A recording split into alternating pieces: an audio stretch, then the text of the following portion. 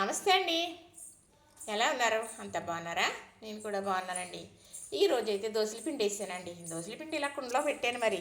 ఎందుకంటే పులవదు, చాలా కమ్మగా ఉంటుంది, మరి చాలా ఆరోగ్యం. మరి పూర్వం కుండలే కదా వాడేవారు, మట్టి పాత్రలే కదా వాడేవారు.